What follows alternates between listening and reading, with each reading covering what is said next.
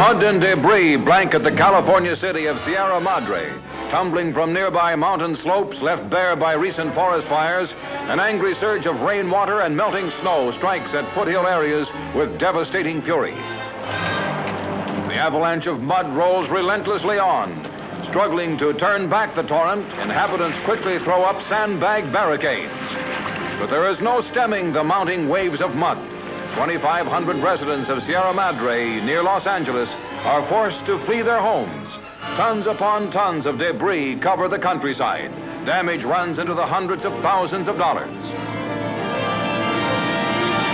The muddy coating is 4 feet thick in some places.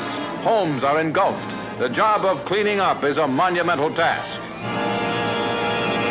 Bulldozers move in as the stricken countryside tackles Operation Dig Out.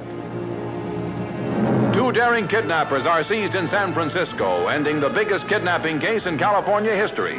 Newsmen, pledged to secrecy while the hunt went on, trained their cameras on Joe Lear, former private detective who confessed he and Harold Jackson demanded the $300,000 ransom. Lear, seized in a phone booth, led police to Jackson. Their victim, Leonard Muskovitz, wealthy real estate man, smiles after 3 days of torture and threats.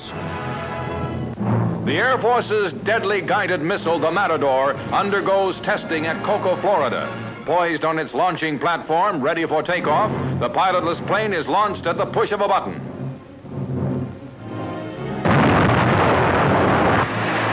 Dropping its booster takeoff rocket, the Matador streaks skyward. The missile's flight is controlled from ground radar stations.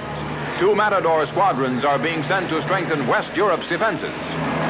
Over the target area, in this case the Atlantic Ocean, the missile dives. Faster than sound it hurtles, carrying a cargo of death.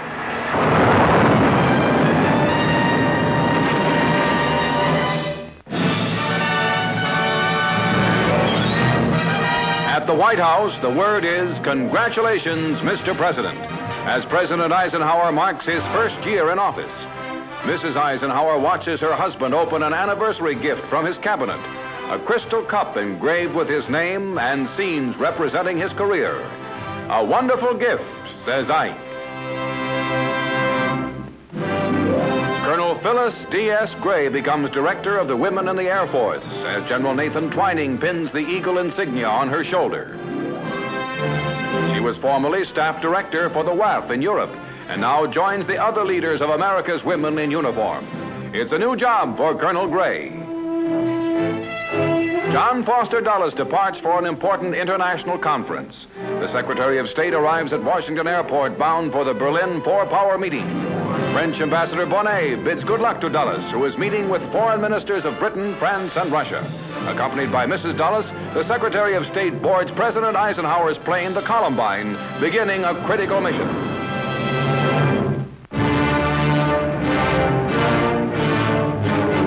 Scientists prepare for Great Britain's second atomic bomb explosion. The steel tower on which the bomb will be placed rises stark above the South Australian desert. Cameramen who have flocked to the testing site at Woomera check their equipment. Tensely waiting also is atomic scientist William Penny.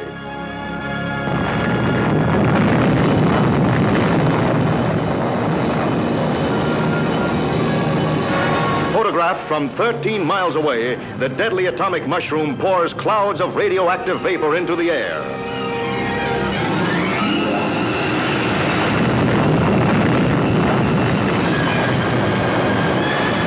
Scientists term the test a complete success, and Britain takes another mighty step along the road to atomic defense.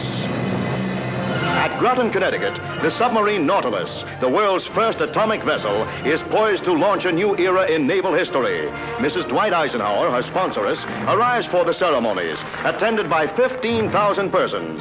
The Nautilus seems eager to slip into the water, and the First Lady must swing quickly to christen the underseas giant. Majestically, the fabulous sub slides down the ways. Built at a cost of $55 million, she will be able to circle the globe without resurfacing on a few nuggets of uranium. Her torpedoes can be mounted with atomic warheads, and her electronic mechanism enables her to operate at depths which would crush the conventional sub. The sleek 300-foot craft will have a speed of better than 20 knots. The age of atomic navies is born.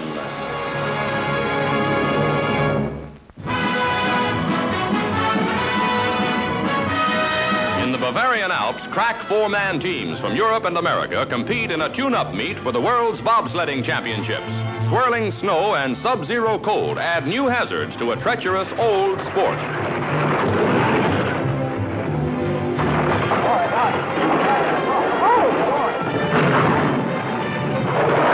The near blizzard slows the bobs on their descent.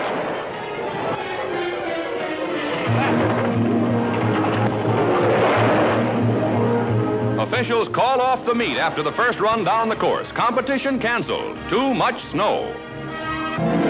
In Cypress Gardens, Florida, Willa and Red McGuire show how a husband and wife should get along on water, even if they are going around in circles.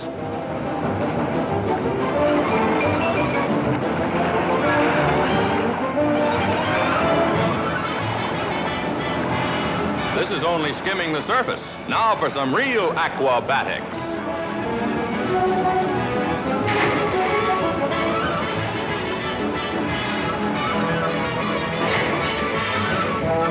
Let's try it a little slower this time. On water, too, it's a man's world.